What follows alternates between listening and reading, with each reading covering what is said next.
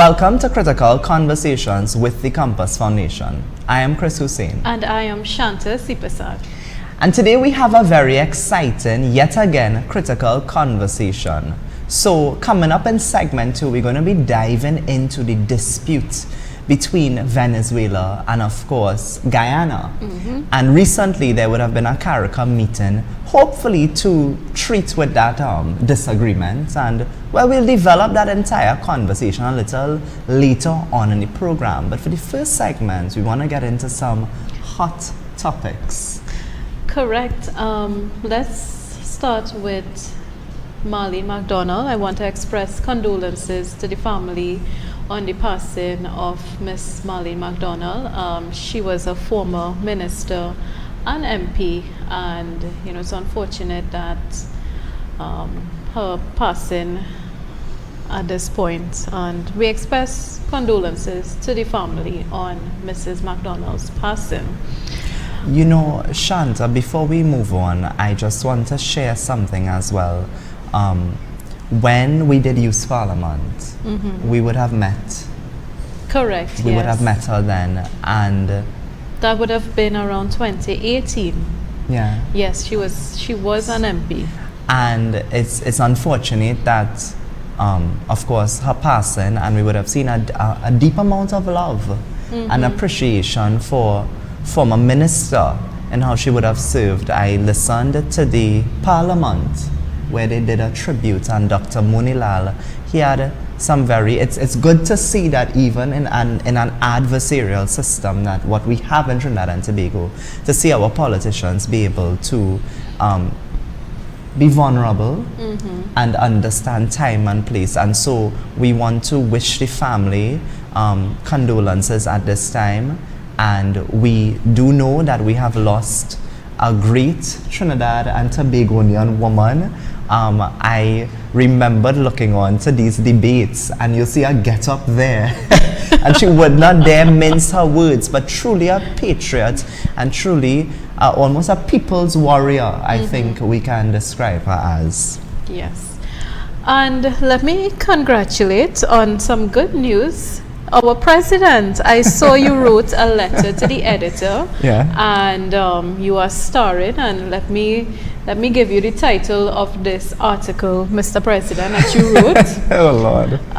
Passing the torch, the Compass Foundation expresses appreciation to Uncle Rodney, as in MP Rodney Charles. Tell us about this, Chris. Well, you see, we are in a space right now in Trinidad and Tobago where we are seeing a lot of things going on in terms of leadership.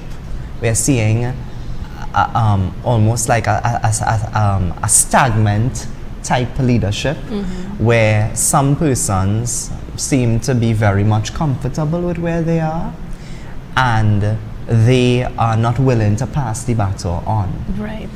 And to see MP Charles, who, really a patriot to this country, and he would have served in various capacities. He was an ambassador for Trinidad and Tobago. He would have cemented his role in the education sector, but also served as an MP, I believe, for 2 terms.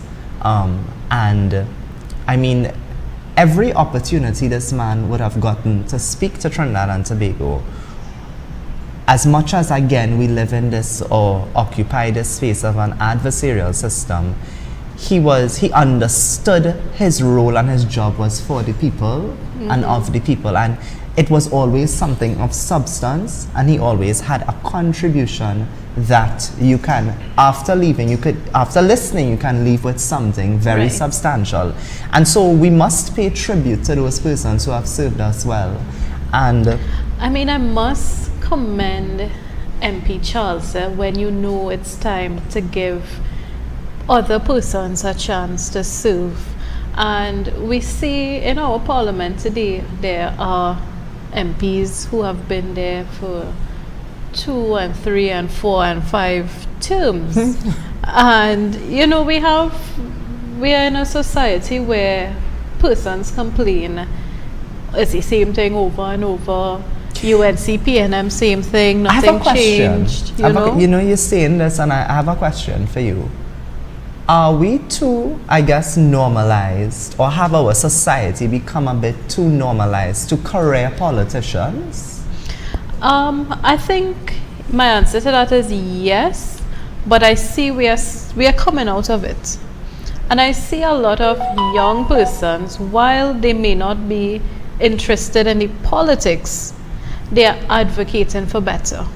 Well, It's no longer of, okay, well, our family, we grow up being PNM.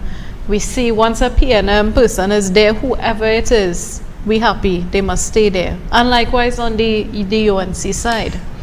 because when I look at, I guess, the global stage, I mean, we are seeing younger persons. And when I say younger, I'm not really necessarily only speaking about yourself and myself, but younger in politics, I would view almost, I don't want to put an age to it, but of course under 60, right? And that is younger in politics. And I did a little research, and in my research, so I came across, but we would have known this, and I'm sure many of our audience members would know Greta Thunberg, you know, a youth activist. She's big on climate change, yes. and she has really lend her voice to the critical cause. But of course, not just that youth activism, but we saw another young policymaker, a politician by the name Alexandria Ocasio-Cortez, and so she would have championed for the Green New Deal. That would have been one of the policies that she would have proposed, and it's really interesting to see how.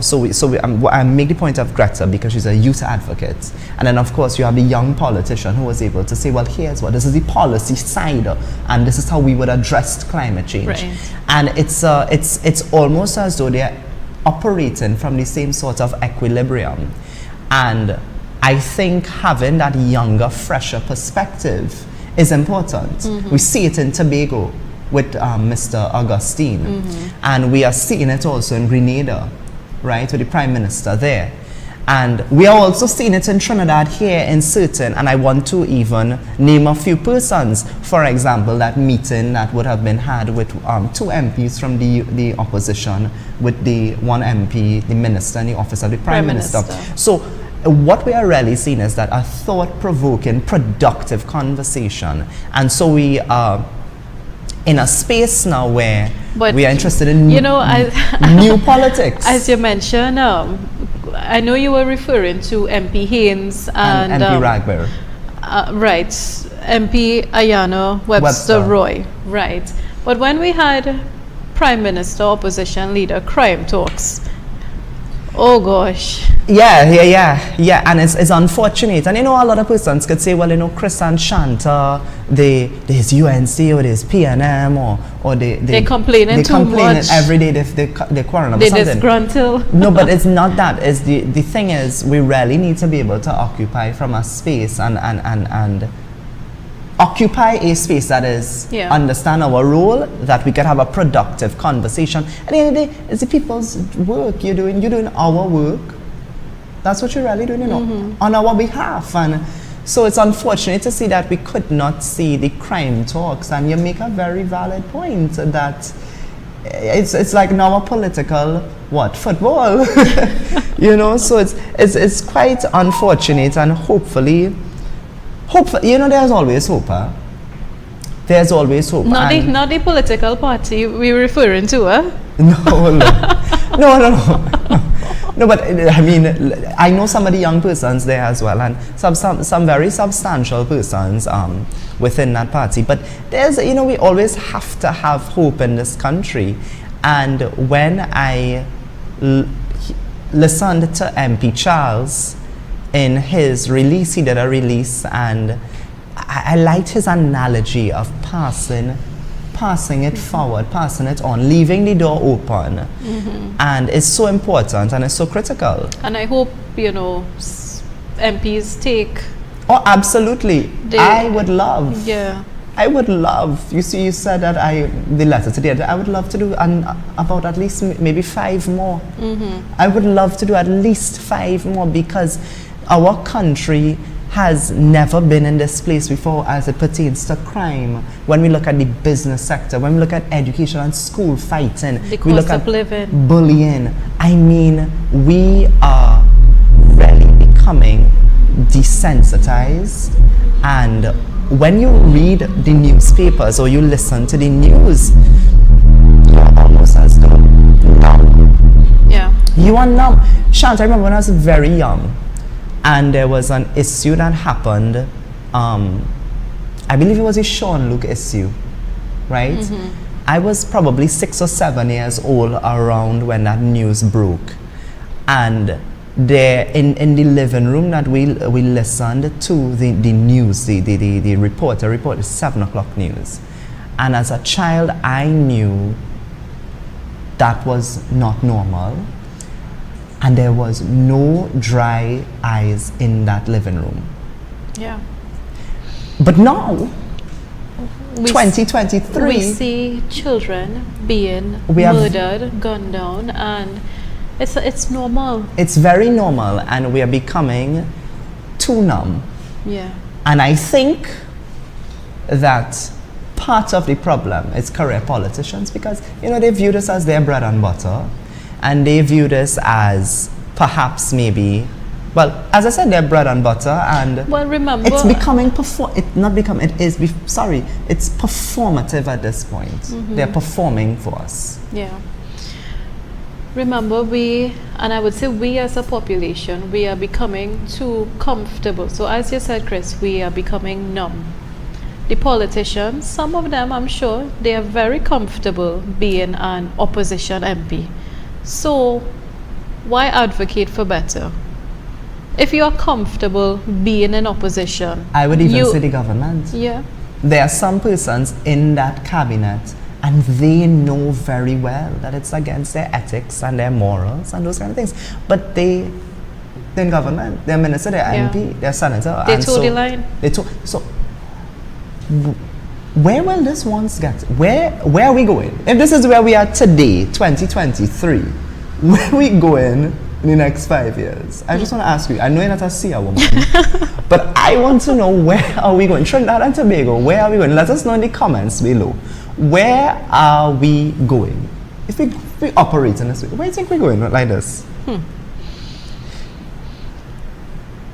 Nowhere. Nowhere. It will just get worse. It would just get worse. And again, I listened to our leaders in this country speak about this whole Venezuela, Guyana issue. And we have an interview coming up in segment 2. And of course, last week we spoke about it. We touched on it with the Essequibo issue. Of course, a referendum was put out. I believe it was 10% of the country that would have voted. And within that referendum, 95% voted in favor, basically saying, you know what, Essequibo is we own, go get it, basically, Yeah. right? And to hear our leaders speak in the way that they did, I think I want to congratulate the Prime Minister of St. Vincent for being a CARICOM patriot, understanding his diplomatic role and being able to get the persons involved, get the parties involved, and let's have a conversation. And coming out of that conversation, we saw a 9-point declaration, but unsigned. Unsigned. The Minister of CARICOM and Foreign Affairs, the Honorable Amory Brown, he said this morning, well, on the Morning Rumble, I believe, if I was listening correctly, he said that it is unsigned, and that is, almost as though, well, would they abide to this? We want to develop that with our guests. The experts will shed some light on that. So we'll be back with more, and in the next segment, we'll be joined by the experts to further explore this conflict between Guyana and Venezuela. Stay with us.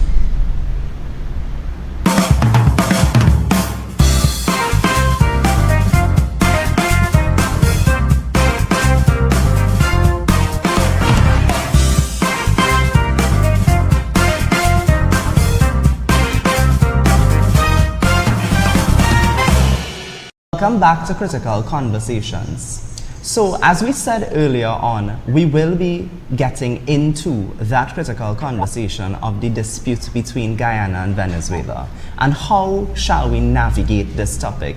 And well, to do that, Shanta, we are joined by two very special persons, I would dare say experts within the field. Correct. And so tell us a little bit about them. Well, let's meet our esteemed panel. First, we have Mr. Javeed Razac, a seasoned petroleum geoscientist. Javeed brings a wealth of experience in the energy sector, particularly in Trinidad, Guyana, and Suriname.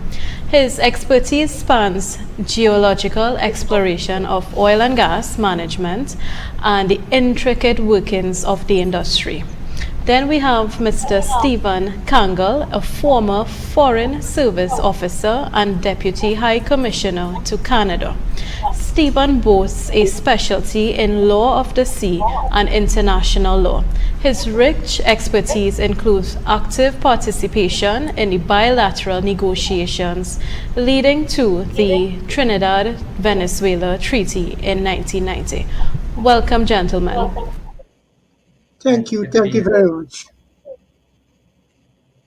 So Javed, I know we would have discussed before the show just a little bit about this. And of course, Shanta would have shared with us your insight and workings with Trinidad and of course Guyana. So I want you to help us understand or maybe shed some light on the role of the oil discovery in the disputed waters, because of course, you know, there's this whole argument that Venezuela, well, Maduro is only interested in Essequibo because it is oil rich. And of course, that would have been the reason, and that's why he would have taken it to a referendum and of course got 95% of the population to say, well, you know what?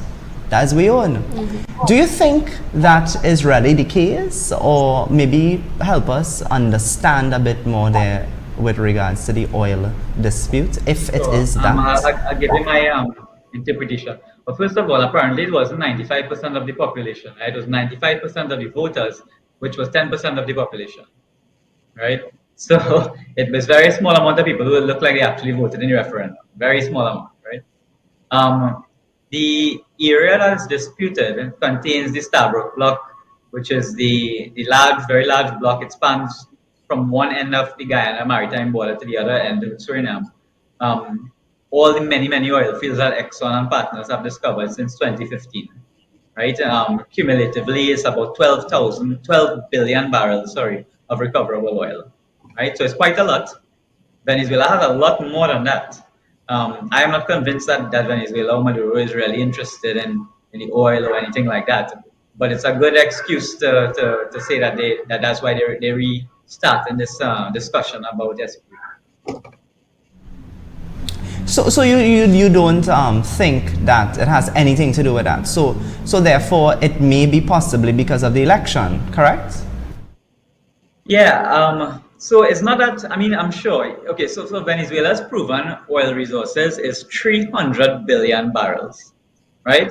They have the largest proven oil resources in the world, more than in Saudi Arabia, more than Iran or anywhere else, right?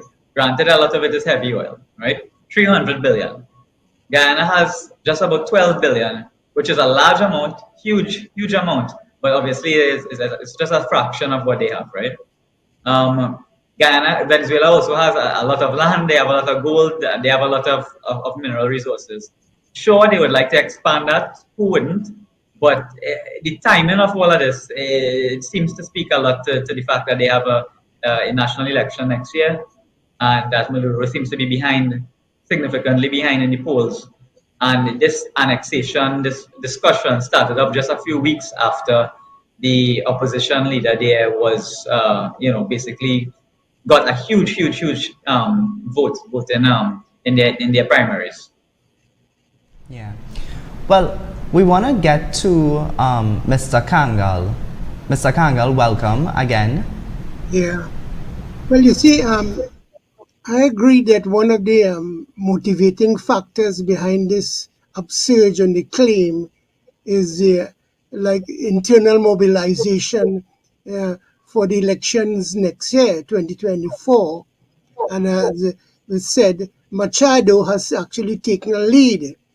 And therefore, I believe that is one of the, but the other motivation, I believe, for raising this issue, which I would term as the last throw of the dice, is because the rate at which Guyana is developing and the amount of resources that Guyana has access to now, Guyana could arm itself adequately, not only by its own internal militarization, number one, but by the alliances it is creating. So I am of the view that with the amount of resources that Guyana has available, it can arm itself suitably in, say, 3 to 4, 5 years. And it will come to the point at which it will be impossible for Venezuela to raise this claim again, because Guyana would be able to exercise effectively its rights of self-defense. So I think there are two motivating factors: that one, the rate of growth of the economy in Guyana, availability to resources, the development of alliances, number one. And as my friend said, the internal domestic factor of being low on the polls, and Machado, who is the candidate of the sole candidate for the opposition, she has actually taken a huge lead.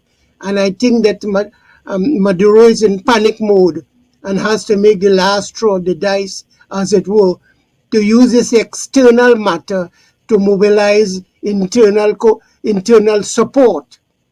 So those, I agree with, those are the main factors that are driving this particular, what they refer to as a controversy. Now, you said early on, you spoke of the waters, but remember, the issue before the International Court of Justice is only the Essequibo region, what they refer to as the land. But I agree that once Guyana has established sovereignty, which the court recognized, it said Guyana has established a plausible, the word it uses, plausible claim to the exercise of jurisdiction and control. But once you are able to establish your sovereignty, your jurisdiction over the land, the rights to the coastal areas is automatic, because the source of the rights to the coastal areas is derived from the land. So he who owns the land owns the sea, and that's automatic. But remember, the question of the coastal areas is under the law of the sea convention. The question of the land is under the jurisdiction of the International Court of Justice. Well, we saw that the joint declaration, it's unsigned, indicating that it possibly cannot be legally binding.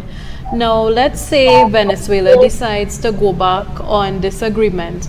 What mechanisms or diplomatic steps could be taken to enforce these agreements, particularly in the absence of these legal obligations? You see, this is a declaration. This is a declaration which has persuasive value. It's a declaration that you have made. It's perhaps binding, but there is no dispute settlement procedure that have been established in the event one of the parties renege on the agreement. This is of persuasive value, which is a more binding, really, is the judgment that was issued by the International Court of Justice on the 1st of December, because that's binding among the parties. But you will see in the declaration where it is mentioned, which I find very strange, is that Venezuela doesn't seem to want to recognize the judgment, the ICJ as being the competent tribunal to adjudicate any matter. And secondly, it has not recognized or would not adhere to the actual judgment that was given when Guyana made a request for provisional measures to be instituted, and the court gave a judgment on the 1st of December telling the Bolivarian Republic of Venezuela that it has no right to encroach on the Essequibo region, because in its opinion, Guyana has total sovereignty and control over that region as a result of being there, occupying it effectively, administering it for 124 years. That is from 1899, which is the date of the treaty. The boundary agreement was established in 1899, so it's 124 years that Guyana has exercised total control over the Essequibo without any, and therefore that is enough time for that claim to be consolidated, and to be recognized, which the court did. The court recognized that Guyana has established a plausible case to be recognized as the sole country exercising sovereignty and control. So that is where it is now. But as I said, as you know, on the 3rd of December, just after the decision was given, you had this what you call consultative referendum in accordance with the Constitution of Venezuela, where 5 questions were put. And one of the questions, of course, is related to the annexation of the Essequibo region. Now, they haven't physically gone in there, but they have instituted a number of measures which virtually claims the Essequibo region. And this is what they call escalated detention. And that is why the meeting in St. Vincent was held, with a view to achieving de-escalation of the tension. And that is why they called it a declaration of for dialogue and peace between Venezuela and Guyana. And that is how the declaration came into it. But I don't think the declaration could be binding between the two parties. But I think it's mere persuasive. It doesn't have the force of law. It doesn't have the force of law. It's just a declaration, more like an appeal directed to the parties. Now, Mr. Razac, how do you interpret? I mean, it was a 9-point agreement, but of course, I listened this morning to the Minister of Foreign Affairs, and CARICOM Affairs, and he said, well, you know what? It's not signed. So, Mr. Razac, how you interpret this declaration? Do you think that that it was productive? Do you see it as feasible, or you see it as we're just wasting time and playing into the optics of the current Maduro administration? I don't think it matters if it's signed or not signed, right? If you're willing to illegally annex another country, then it doesn't really matter if you sign or you don't sign an agreement, right? The fact that Maduro went to St. Vincent, the fact that he went there means that he's not really interested in any kind of war or anything like that in the first place, right? It's not that CARICOM have any kind of strong negotiating power that could force Maduro into a position to come and meet with them, right? He came there of his own free will. He wanted to meet with them. It probably looks good politically in Venezuela as well. So I think that the meeting that they had is productive in the sense that it got them to the table. It shows that Maduro is not really interested in fighting or going to war or anything like that. In fact, it's a win-win for all of them. Everybody in CARICOM looks good here. It looks like they have a purpose. Guyana's president looks like a good leader in this as well. They all look pretty strong. The Brazil president as well. They all look quite united in it. So I think that's good. It's fine. It's a step in the right direction. I wanted to just have a point Mr. Kangal made. The second point he made about Guyana's possible ability to grow as a military. They grow their military strength, and Venezuela seeing this as we better get it. It's either we do it now or never, because in about 5 years' time we might be able to have the power to do it. That leads in my mind to the third reason for all of this, which is really pushback against the US, right? Because of what's going on, and because of the oil discoveries and production in Guyana, led by Exxon, Guyana is, for all intents and purposes, a U.S. territory, right? They are backed, invested by, and extremely important to the U.S. Exxon is the largest multinational oil company in the world, and their largest projects in the world is in Guyana, right? It is in, and then Chevron, who is the second largest U.S. oil company, has just bought over Hess Corporation. By the way, the same week of the annexation, right, making them the second biggest player in Guyana, right? So the U.S. has extreme interest inside there now. They don't want that to stop for any reason. Maduro doesn't have a lot of leverage on the US. There's not a lot of things that he could do to push back against them.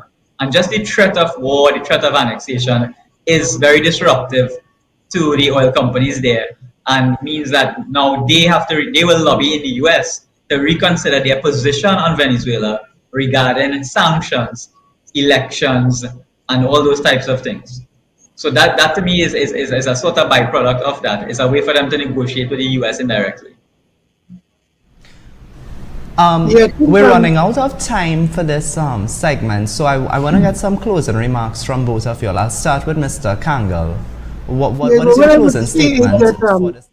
Remember that Maduro is putting a huge amount of emphasis on dialogue.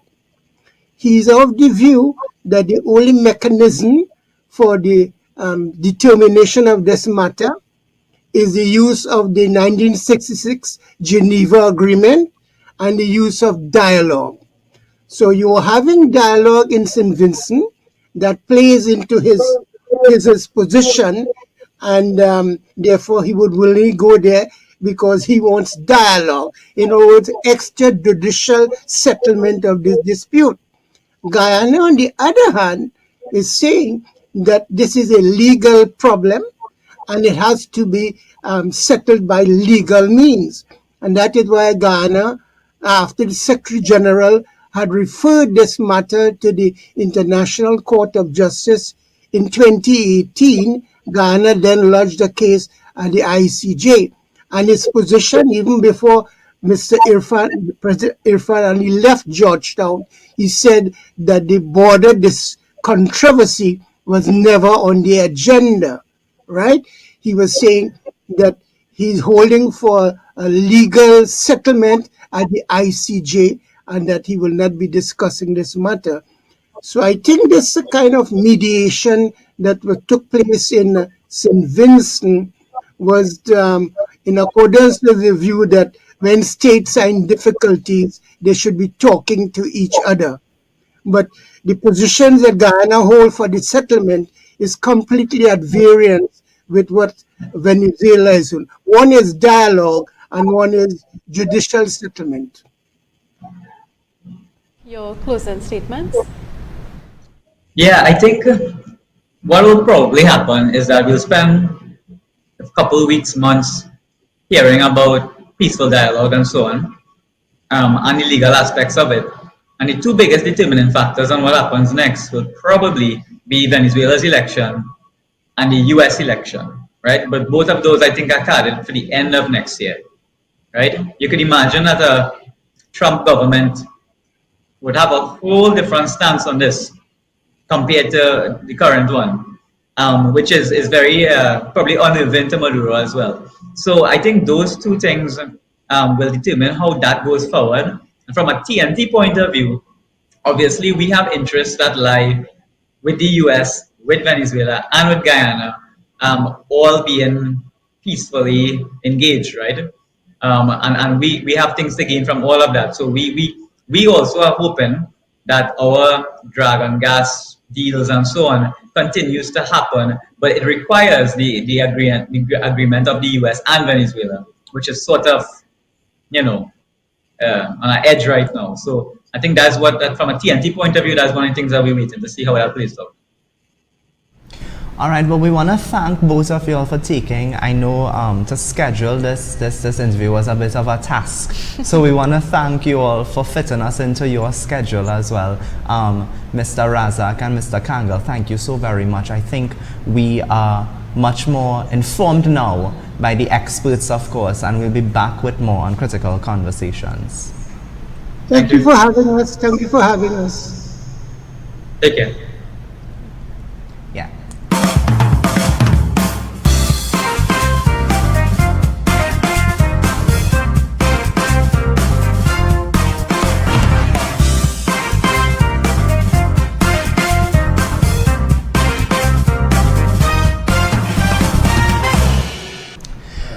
Welcome back to Critical Conversations. Shanta, that was very good. Yes. That was a very good interview. What I really thoroughly enjoyed, and I want to say that Mr.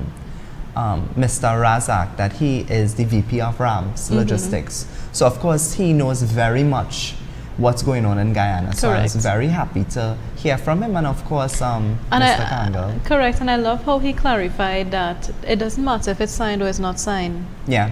Yeah, because we were talking about that earlier on, if it is that, because The you know Dr. declaration, Brown. yes. Yeah, so I was quite pleased with that.